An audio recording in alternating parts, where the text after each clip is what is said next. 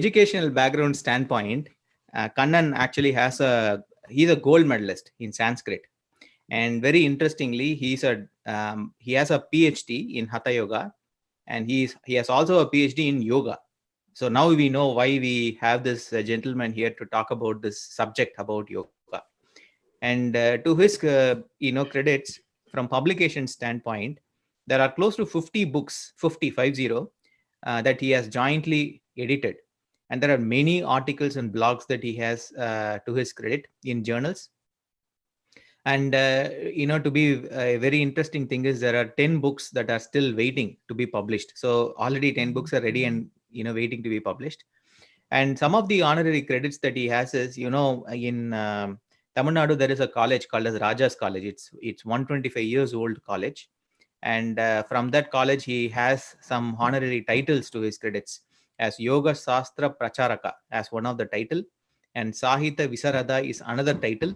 And then Yoga Kala Kalapa is another title that he has for his own credits. So you can see, I hope I actually pronounced all those things right. No problem. Yoga Kala Kalapa. It doesn't matter. You see, first I thought it'll be Yoga Kala Kalapa. Then I thought Kala might be some, some name of women. So maybe that may not be the intentions why that it be Kala. Okay, so sorry for that.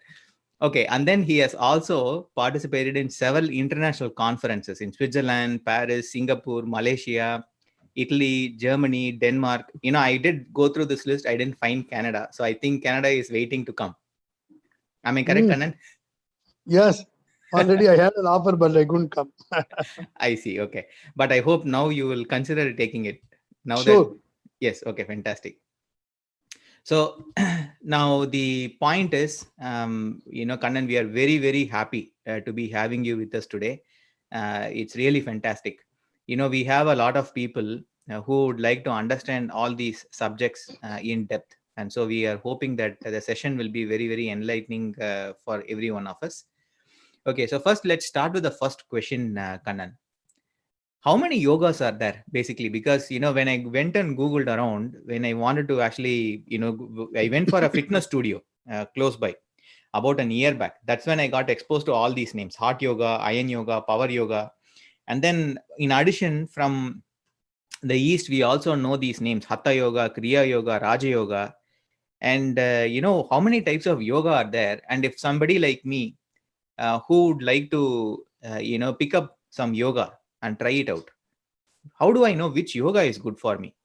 And very interestingly, like what I find is, the heartfulness that you are practicing, it is actually an enhanced or a efficacious form of Raja Yoga. But you have a PhD in Hatha Yoga. So after having a doctorate in Hatha Yoga, you have somehow tried to practice Raja Yoga for all these years too, right? So like, if you can just give some background about all these yogas, how do I know which is good for me, and why specifically after having all this doctorate in Hatha Yoga, how did you choose Raja Yoga to practice? First of all, I would like to offer my pranams to all of you on this International Yoga Day. And coming to the question directly, in ancient India, there were not so many divisions of yoga. When we go to the Vedas, yoga was used altogether in a different connotation. For example, Rig Veda, the oldest text in this world, uses the word yoga in the sense of harnessing. Like two bulls are harnessed for plowing, as we have seen in our villages when the farmers plow the land. So it is same. We can use it in the same sense. In yoga also, we have to use or harness our mind into our soul, into our heart. That is yoga. We can interpret like that. But the word yoga has also been used in the sense of yoke. You know what is yoke? Traditionally, there's a rod connecting the two bulls when they are plowing the land. That is called yoke. And it is also phonemically similar to the Sanskrit word yoga. Therefore, yoga was known to us at least for more than 5,000 years. And yogic postures were also there.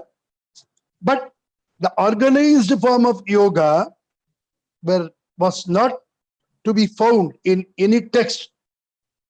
Of course, Lord Krishna in the Bhagavad Gita uses some yogic terminology, especially in the 4th chapter. He says that it was he who taught the science of yoga to the sun, S-U-N, the sun god, who taught it to Manu.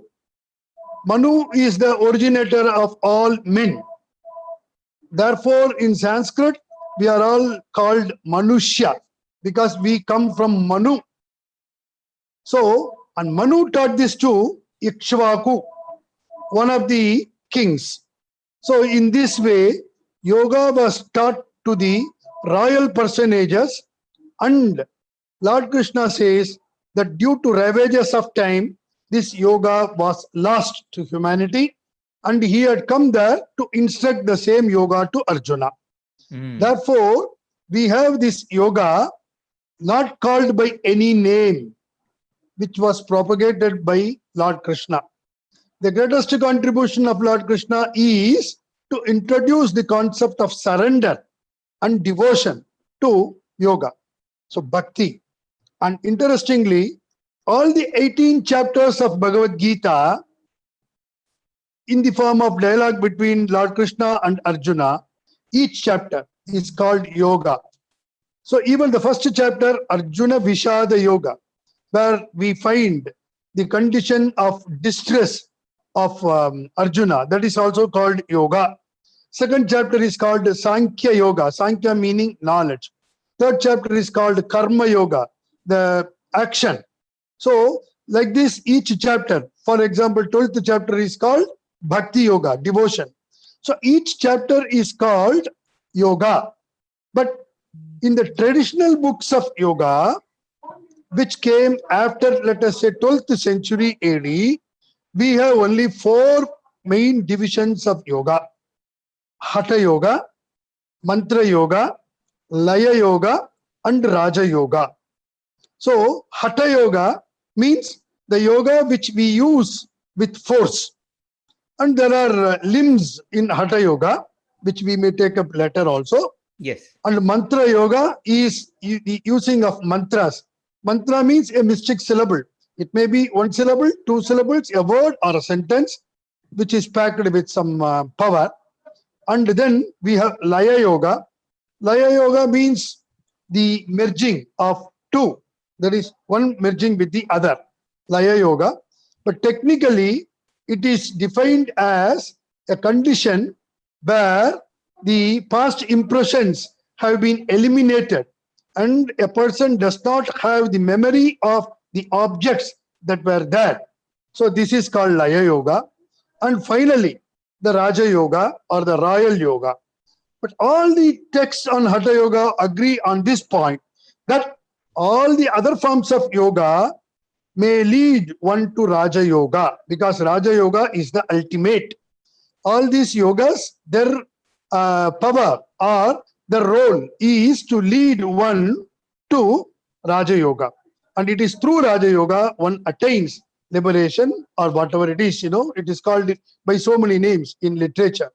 So these 4 are the systems that are used in old schools. Of course, later on people started using Kundalini Yoga, Tantra Yoga, I mean, you name it. There are so many systems of yoga, but these 4 are found in texts on Hatha Yoga. Okay. And as far as the question which is the best, the name itself suggests Raja Yoga.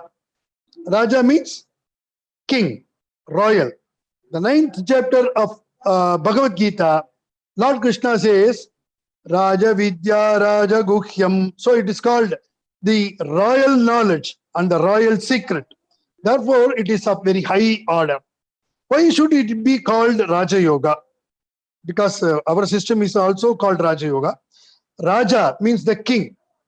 One text called Amanaska Yoga by Gorakshanatha, belonging to time before 10th century AD, he says that the chief object is to reach the king. So the king in our system being the soul or the self with capital S, the path that leads to the king is known as Raja Yoga. And in the text of Hatha Yoga, the text on Hatha Yoga, we find the statement Manastu Sarvendriyanata Uktam Samirano Manasarajayesha. The mind is the king of all the organs. And in Raja Yoga, we use the mind as the instrument towards realization. Therefore, this is known as Raja Yoga. But Patanjali's system of yoga, which is popularly named as Ashtanga Yoga, because he talks of 8 limbs, that is known as Raja Yoga popularly. Only after 19th century, maybe after Swami Vivekananda called it Raja Yoga. Before that, we don't have the system of Patanjali named as Raja Yoga. Though from 10th century onwards, or even before that, maybe 9th century onwards, we have the name Raja Yoga, but not the 8 limbs of yoga are attached to it. That particular practice which involves the mind essentially is known as Raja Yoga in ancient system. As far as my entry into yoga, I have to bring the role of my master here, Revered Chariji Maharaj. I joined the Sahaj Marg School of Yoga, which is now christened as Heartfulness. When I was a college student and when I wanted to do Ph.D., Chariji Maharaj jovially told me to do Ph.D. in Hatha Yoga. Though I didn't want to, but it so happened. And I took up Hatha Yoga for my first Ph.D. And later on, Chariji Maharaj used to tell people, in fact, in one satsang, before around 1,000 people, he introduced me as a person with 2 PhDs. At that time, I was not a PhD. And it so happened, I took another PhD, and that was in Raja Yoga, propounded by Yajnavalkya, belonging to, let us say, before 7th century AD. So this is how I took Raja Yoga also. Fantastic. One interesting question I have from, Kannan, the way you said is, you said all these names that we are talking about, the Kundalini Yoga, the Heart Yoga, Power Yoga, all those things are all recent organization of yoga. But the traditional system of yoga referred in the ancient things which are like before, AD was like 4. One is Hatha Yoga. The next is Mantra Yoga. Third is Laya Yoga. And 4th is Raja Yoga. Now, you didn't speak about Kriya Yoga. Now, where is this Kriya Yoga fitting into these 4 systems? First thing is, it is not before AD. As I told you, these 4 divisions came after 10th century AD only. Oh, I see. Okay. Before that, it was all integrated.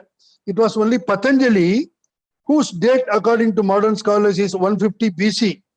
But according to Revered Chariji Maharaj, Patanjali belonged to 5,000 years before. And I told him, sir, the history has to be rewritten. Because he said, I have the authority to say that Patanjali belonged to at least 5,000 years before Jesus, before our present time. So at that time, so there were so many practices, and Patanjali codified them all into one school of yogic thought, or school of yoga, or school of philosophy. Okay. Now coming to Kriya Yoga, there was a term, Kriya Yoga, used by Patanjali himself in his Yoga Sutra. Yoga Sutra of Patanjali is divided into 4 sections. The first one is known as Samadhi Pada, that which describes about the stages of Samadhi. Second one is called the Sadhana Pada, or the practice, the practical aspect. The 5 limbs are given there. The third one is called the Kaivalya, the Vibhuti Pada, mainly talks about the supernatural powers by some specific practices. Fourth one is known as the Kaivalya Pada, or that which leads towards the liberation, or through the discriminative knowledge, Viveka. We may talk about it later. In the second section, called the Sadhana Pada, the first aphorism or sutra, Patanjali defines Kriya Yoga, Tapa, Swadhyaya, Ishvara Pranidhanani Kriya Yoga. According to Patanjali, Kriya Yoga consists of three aspects, namely tapas, meditation, or penance or austerity. Then swadhyaya, self-study, yes, capital, or the study of the scriptures. The third one is Ishvara Pranidhana, surrendering oneself before God, or to be very precise, placing oneself before God. It amounts to the surrender. These three are used in Raja Yoga itself. So these three are collectively known as Kriya Yoga according to Patanjali. Now, Sahaj Marg also consists of all these three. If we have time, we will talk about it. But tapa is you have to practice. So it talks of karma yoga. Swadhyaya is the jnana yoga, the yoga of knowledge, because you have to engage yourself in the scriptural study, the study of the sacred text, and also you have to inquire about who am I. That is the scriptural study or self-study. The third one is devotion, Ishvara Pranidhana. Through devotion, I place myself before God. So the karma, jnana, and bhakti, the action, the knowledge, and devotion are all put together in a capsule form called Kriya Yoga, according to Patanjali. Next sutra or aphorism, Patanjali says that what is the purpose of this Kriya Yoga? He says the purpose of this Kriya Yoga is to enter into samadhi or absorption, the condition of absorption, and also to reduce the afflictions or the samskaras. So Kriya Yoga helps one in the reduction of samskaras, in the elimination of samskaras, and to enter into samadhi. But the Kriya Yoga that is popular now, I can make a note about it, was supposed to have been started by Maha Avatara Babaji Maharaj, and then subsequently followed by Lahiri Mahasaya, Yukteswar Giri, and also we have Self-Realization Foundation, which was started by the famous author of Autobiography of Yogi, Paramahamsa Yogananda. So this is known as Kriya Yoga. And in Canada, there are a lot of followers of Kriya Yoga also. I happen to have some association with them. So Kriya Yoga, people have taken it in a different sense of using pranayama and talking about the chakras and raising some mystic power from the base to the higher regions in our subtle body. But that is not in the sense which was used by Patanjali. I see. Very interesting. So in just so in summary to ask, in these four said, the types of yoga that we spoke about, that is the Hatha Yoga, the Laya Yoga, the Mantra Yoga, and the Raja Yoga. Kriya Yoga falls under which one? No, there is no Kriya Yoga at all. Okay, so there was no separate system called Kriya Yoga in ancient system. Okay. Because the word Kriya was used in Hatha Yoga only for some purificatory purposes, like cleansing of the nose, eyes, ears, throat, stomach, all the such things. These were known as Shodhaka or purificatory actions. These are called the Kriyas. I see. Okay. Very interesting. You spoke about the idea of samskaras or impressions, even in the, when you're defining Kriya Yoga. We will just go into that in a bit. I just wanted to ask Mahalingam, like I see your hand raised. You have a question?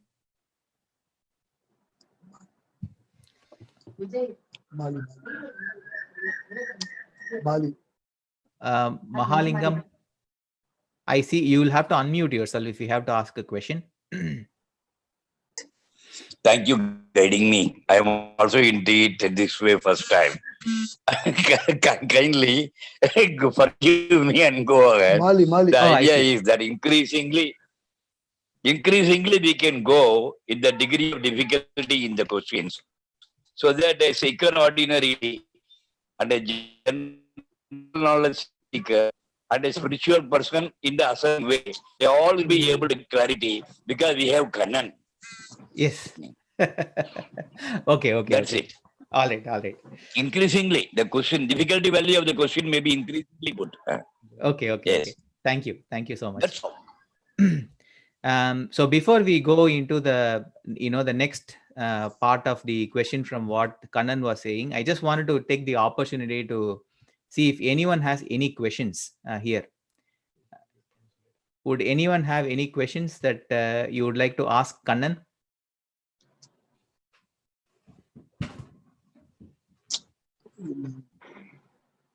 Okay, all right. So I'll keep going. So if you have any questions, you can also type in the chat box if you are not comfortable. So we will take up that question. Okay. So Kannan, you see in the system of heartfulness, right? We talk about purity of intentions as the core.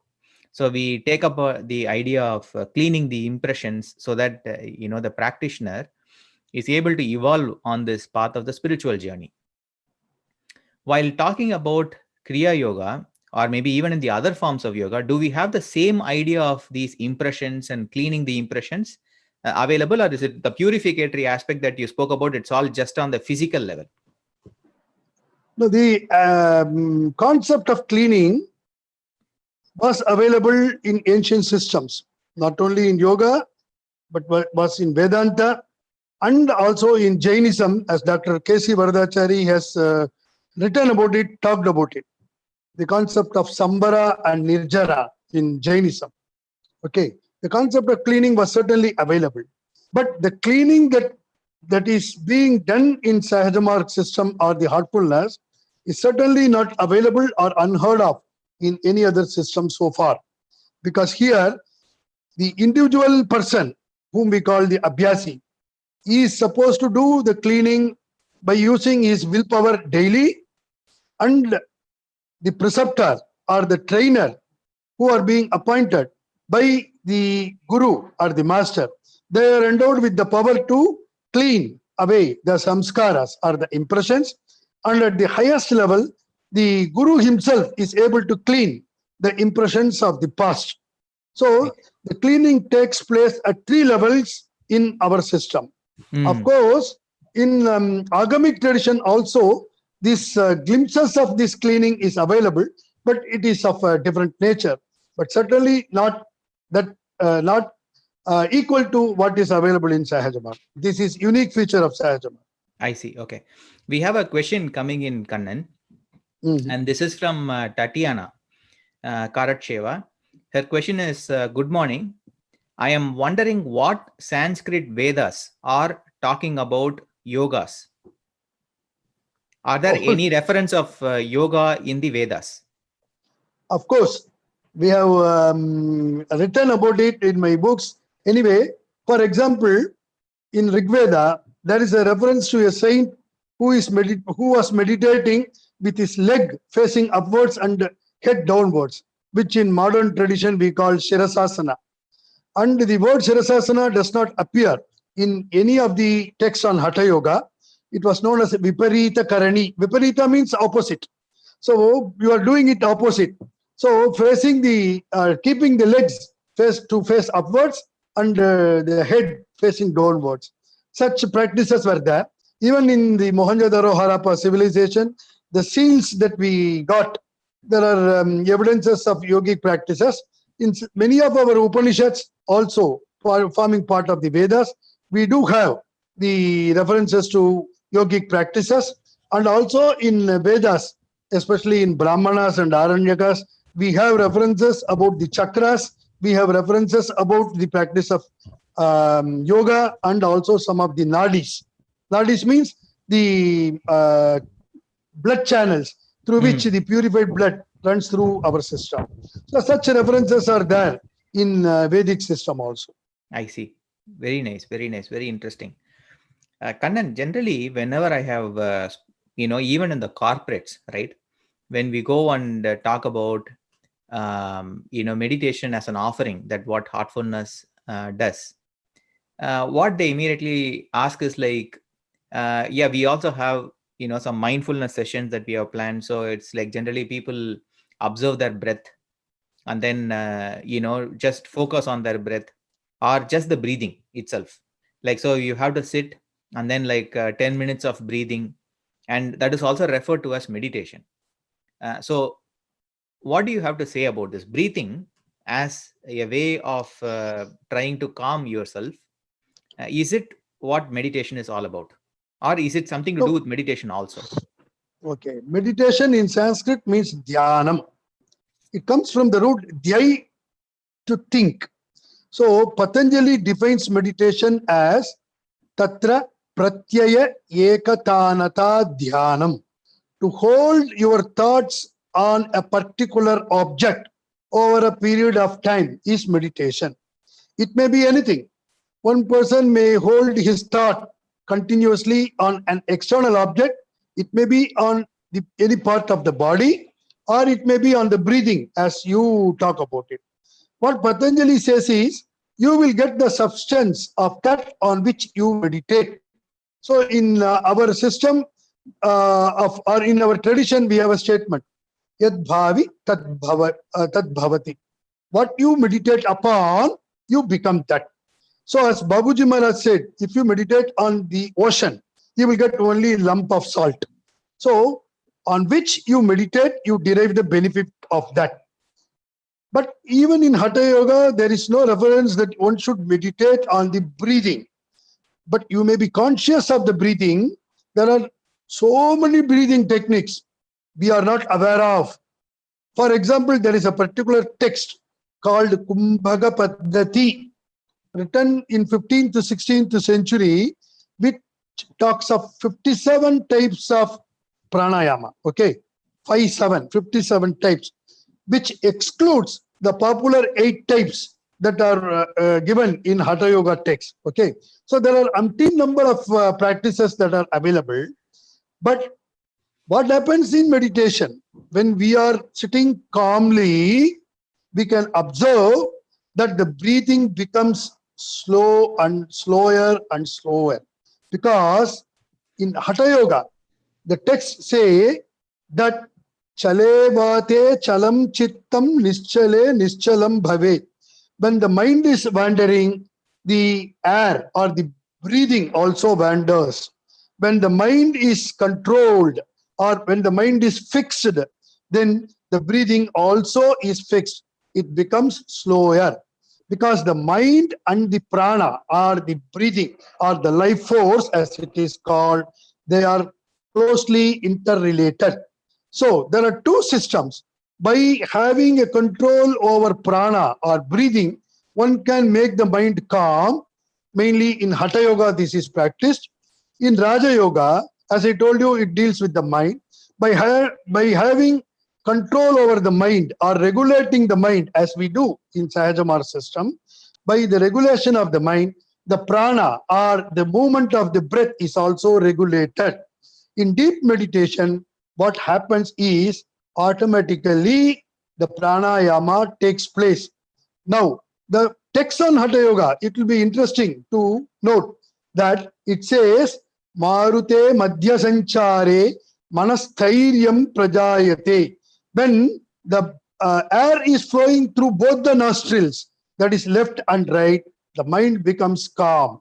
Per contra, in our meditation, when we are deeply absorbed, if we are able to observe, the breathing will be by both the nostrils, which is called sushumna technically.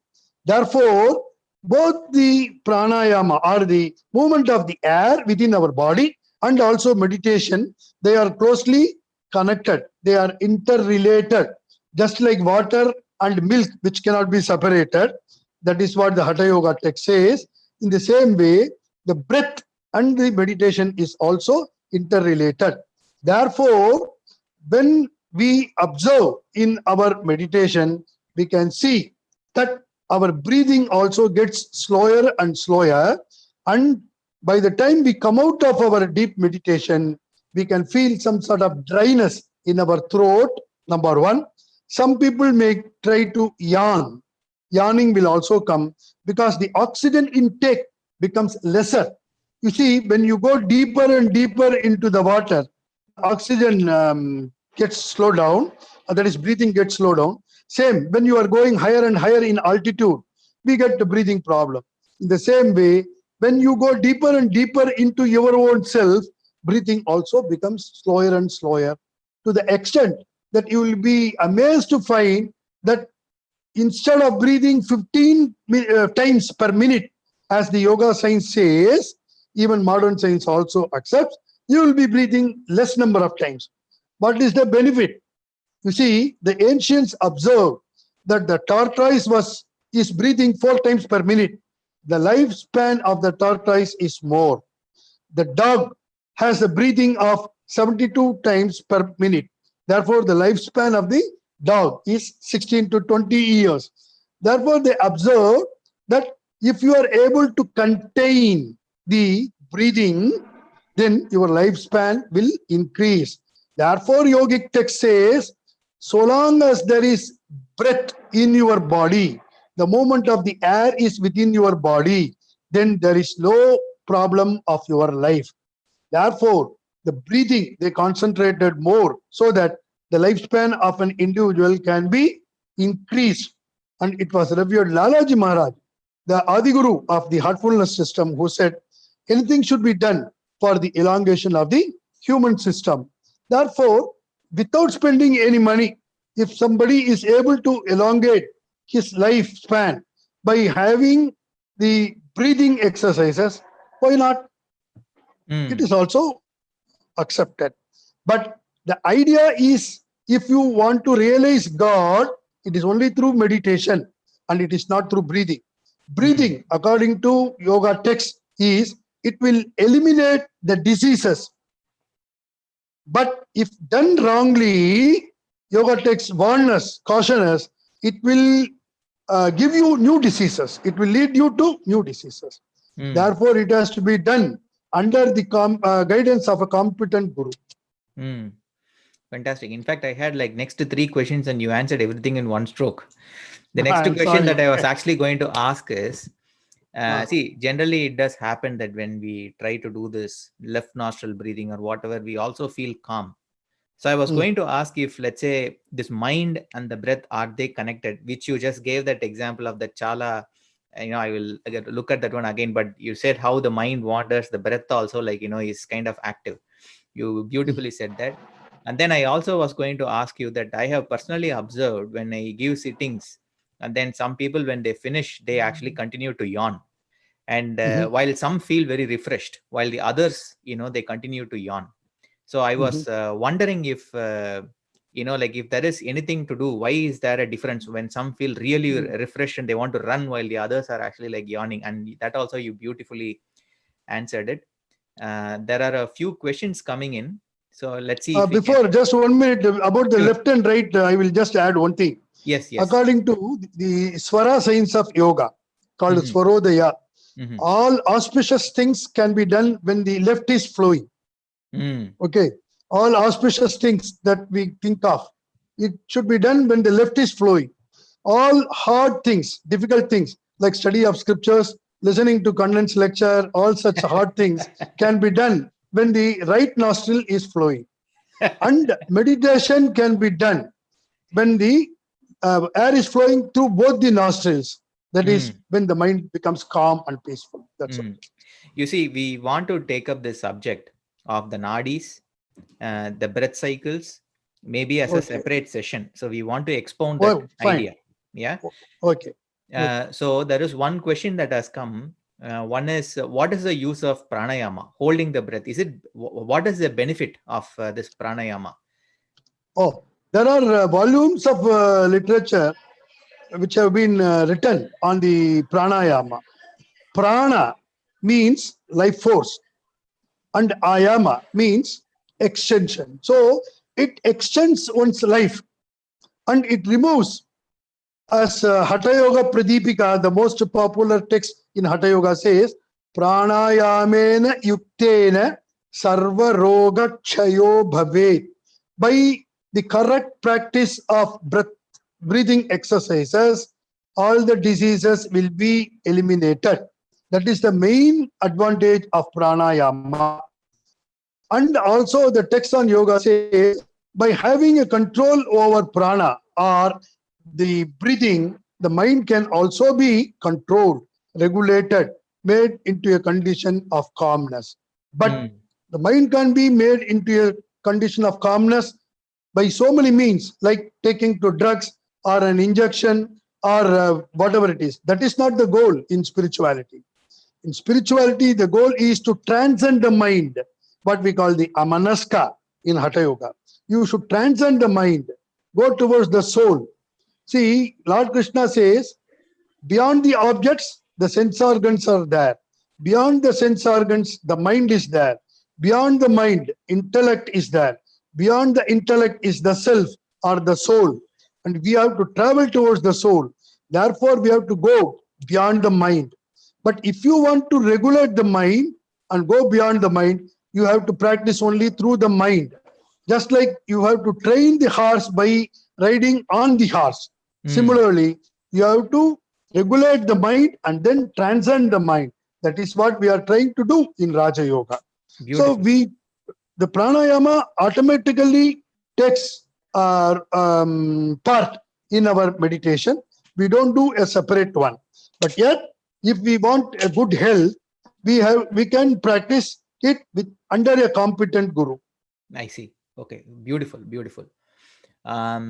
So one more question has come in fact few, but maybe I'll take one question from here. It says, Daji recently cautioned on, this is from Anil Pathak, Daji recently cautioned on Kumbhak part of pranayama. What are the things to keep in mind if practicing pranayama? Oh, see, pranayama in essence has only 3 segments, basically. One is called puraka or inhalation. Another one is called kumbhaka, the retention. And then the rechaka or the exhalation. So these are in cycle. If we are breathing through the left, then retain the air. We can retain the air in different parts of the body according to text on yoga. Okay. And you get benefit accordingly. Supposing you can retain the breath in the stomach region, or in the navel region, or in the heart region, or in the throat region, or even in the fingers. The prana can be made to flow throughout the body, and even transmission for that matter, you can feel throughout the body. I'm just telling you. So, accordingly, you can retain the prana in particular body and rejuvenate the particular body where the blood circulation is low. Because nadi, by definition, is pranavahini. They are the carriers of the prana or the life force. That is the role of the channels of the blood, what we call the nadi in yoga. That is, you may call it artery or vein. So they carry the purified blood throughout the body. And now, if the life force is infused into all these things, then the blocks are removed. If there is a block, then the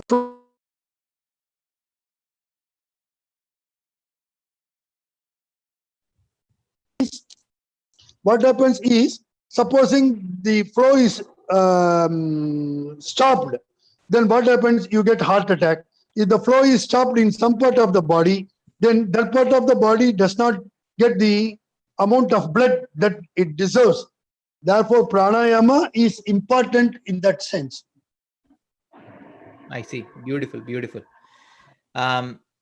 So we are at 9:28. So probably we will take one more question, and then we will probably prepare ourselves for group meditation. So Kannan, like it's very insightful, very intriguing. Many things that you are actually sharing, and I can see the questions actually just increasing. And we need, a few sessions with you more, I think, to get the entire thing, whatever you have inside you, out. Very nice. I will be happy. Yes. One question that I have is, Kannan, there are also many, we spoke about different types of yogas, and then we spoke about the heartfulness aspect of it. Now let's just focus only on the Raja Yoga. Okay. The question that I have is, there are many systems which seem to practice Raja Yoga.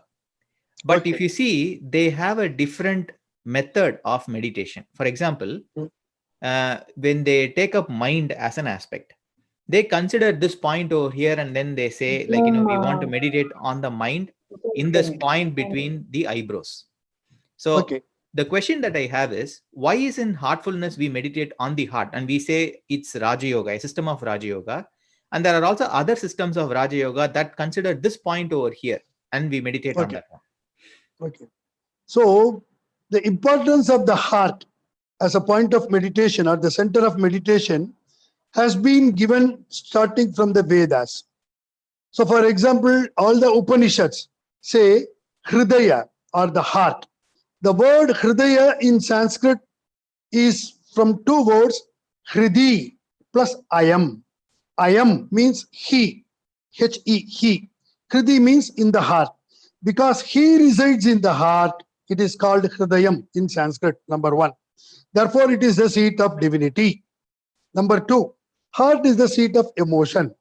The heart gets affected by our emotional outbursts. Number three, heart is the field for the mind to function. Patanjali says, Hridaye Chitta Samvit, one sutra. If you want to know the intricacies of the mind, it is the heart on which you should meditate. Therefore, it is the heart which is the field for the mind to work, as Babuji Maharaj has written. Number four, heart is the seat of our life. If the heart stops, everything stops. Therefore, heart is the seat. Number five, heart is the pumping station of the purified blood, which heart is the pumping station which sends the purified blood throughout the body.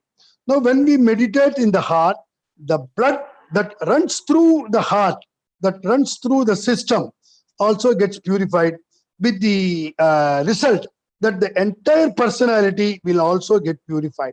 So the person practicing heartfulness gets or transformed into a better human being and a perfect human being than by one who meditates on different points. For example, navel region. There is a different, Patanjali says, Kaya Vyuha Jnana. So you get the constitution of the body by meditating on the chakra, on the nabi or the navel region. So he says, Nabi chakra Kaya Vyuha Jnana. If one meditates in the throat region, then he gets relieved from the feeling of hunger and thirst. If one meditates in the center of the crown of the head, the top of the head, one can get the vision of the saints or the siddhas or the great sages. So each point has got its own merit, but the heart being the center of life, seat of divinity, that is the point which has been advised by the great saints, including Lord Krishna, who says in the Bhagavad Gita, 17th chapter, so he says, Ishvara sarva bhutanam hriddeshe Arjuna tishtati. O Arjuna, the God resides in the heart of all the beings. Therefore, we take heart as the point of our meditation. Beautiful, beautiful, beautiful. I don't know what to say, Kannan. I find this session very interesting, and there are, I'm sure, like many would have felt the same way as well, because the number of questions coming in definitely suggests that. So it's very beautiful. We covered several aspects, like different names of yoga that we see. How do we identify, or what is the best form of yoga that we can actually take up to? Why do we have to take up to a yoga? There are much more that we can cover on these topics. So probably if you have some time, I will talk to you, and we will book some more time on different subjects, and we will take it up. And I must thank you for again joining. It is my pleasure. Thank you. I thank each and every one of you who has been patiently listening to it. Thank you so much. Yes, thank you so much, Uncle. Okay, we will meet again and again. Thank you. Yes, yeah, definitely. And for those who are here, we are going to have a group meditation session now. Anand? Yes, I'm here. Yes, okay, perfect. So we will have a group meditation session now. And Anand, there are some new seekers today.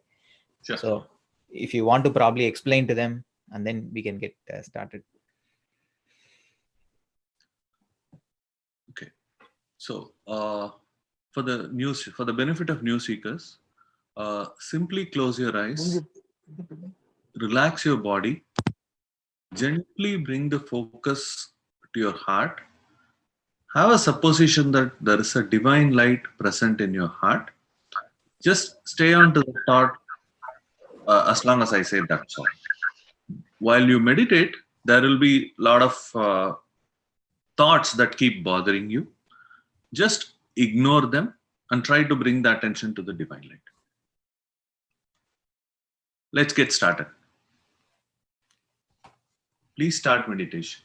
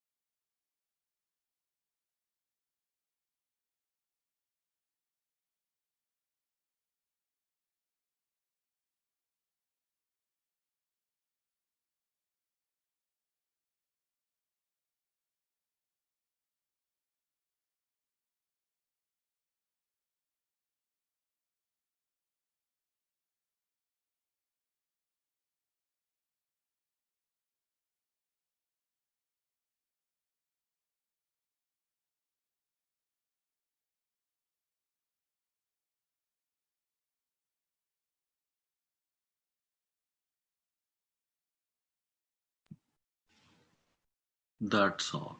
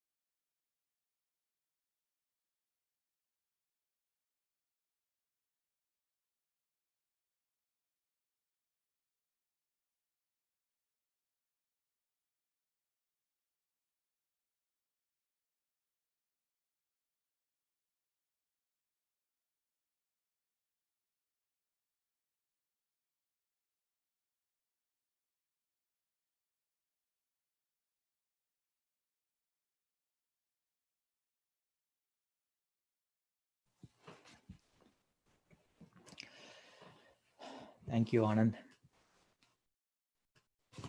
And, thanks for everyone for joining this morning. I hope you enjoyed the session this morning. Please let us know whether you are enjoying this or if there anything else that we should be considering doing. These times of COVID have been a bit of a challenge, and at the same time, we are trying to use a challenge into an opportunity. So we are not experts at what we are doing, but we are trying our best, very honestly, very sincerely, to make sure that we are able to take the message of heartfulness to different places at the same time. Also, honestly, create platforms where we can understand the concepts of heartfulness and deepen our knowledge and deepen our engagement also. So we are striving hard, sincerely. So I hope you all acknowledge it, feel it, like it. Let us know if there is anything that we would like to change, and we'll be very happy. With respect to International Day of Yoga, I hope you all had the opportunity to participate yesterday. It was a terrific session.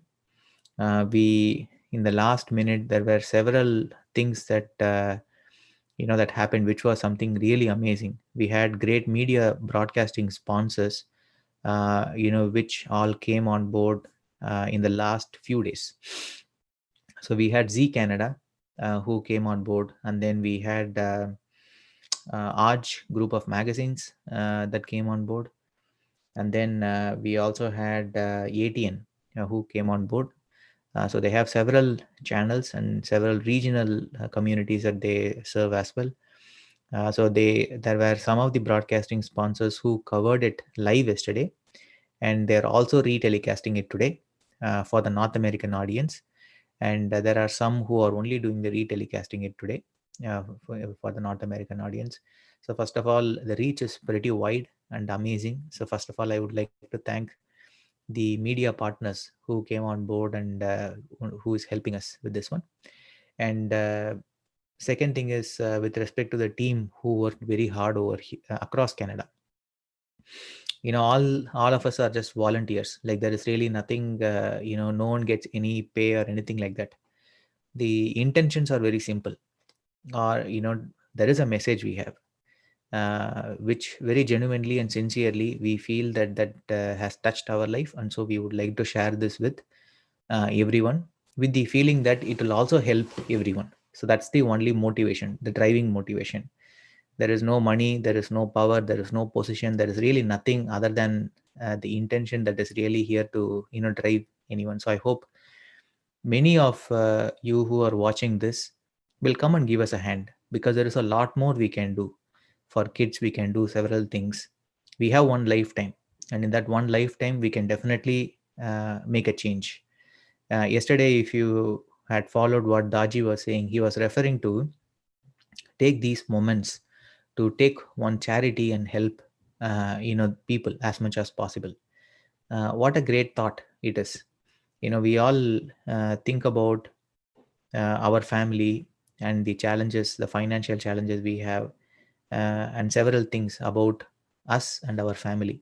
What it may be a time for us to consider is to widen the scope of our heart, to consider everyone and see if there is anything little that we can do. We don't have to deprive our family to support others, but if there is anything little we can do, definitely. Heartfulness Cares is one such initiative.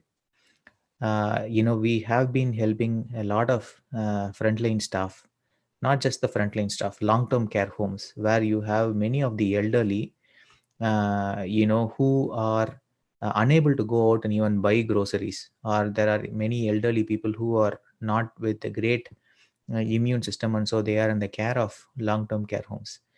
We are trying to provide cooked food, giving face masks. We are doing whatever we can, and definitely it is all not possible without your support and also the financial contributions, whatever little big, whatever you have been giving us. So please keep that coming, because like there is no other way we can go and do it, because in Heartfulness we don't charge for any of the sessions, we don't charge for any of the effort that anybody is doing it. So it's all done purely only by good intentions, good faith, will, and also just anything little or big that anybody is even able to donate.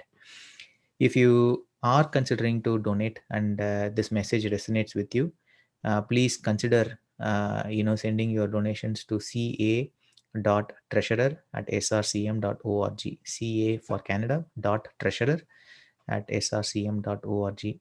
We will try to keep you entertained with several engagements such as this, and there are several new initiatives which are in pipeline as well. So we need volunteers also to come and help us out, because there is a great learning we get by involving in this service.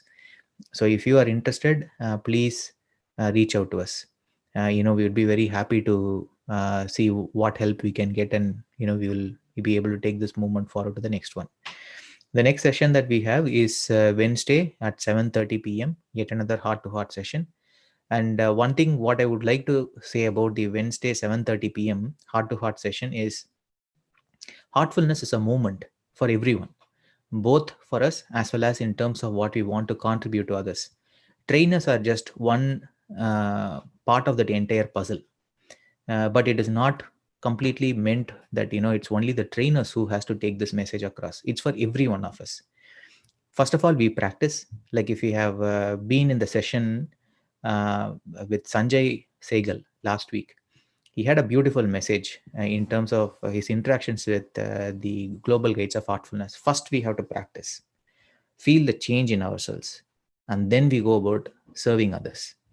So if we have been doing our heartfulness practice regularly and we feel touched by it, and we also feel that I would like to give some part of my life for others, that platform is for you. We can definitely help you. If you would like to share anything that has happened in your life, the message of heartfulness with all of us, new seekers and also those who have been with heartfulness, consider us as one family and try to come forward and try it out. The confidence that you will get out of that one by doing it will prod you, will motivate you to do more sessions such as that, and will eventually make us a great speaker. And one thing I have felt with heartfulness is anything that whatever we do in our life, especially around the heartfulness work, it is not just confined with heartfulness. It spills into the other dimensions or other aspects of our life also, with our job, with our family. It spills and it also benefits us in a very immense way. So I hope this message touches your hearts, and you will consider both for Heartfulness Cares to donate financially, also to come forward and partner with us to volunteer and take this message of heartfulness across and touch even one single soul that may be in your own house or even right across your house. So that's all what I have to really say. Thank you so much again for joining. Please coming and please motivate us. Please support us. Only then we will be motivated to do more sessions such as these. There is a lot of effort that goes in scheduling, having the speakers, the subjects, or what we have to, facilitating it. There is a lot of effort that goes behind it. It only gives us a lot of happiness when we, see you all come and participate in this, ask questions, make it interactive. It makes the entire thing worthwhile. So there is nothing else I have to add. Thank you once again for coming and joining. I hope you all have a fantastic rest of the weekend, and see you all again on Wednesday at 7:30 p.m. in yet another heart to heart session. Take care, everyone. Bye.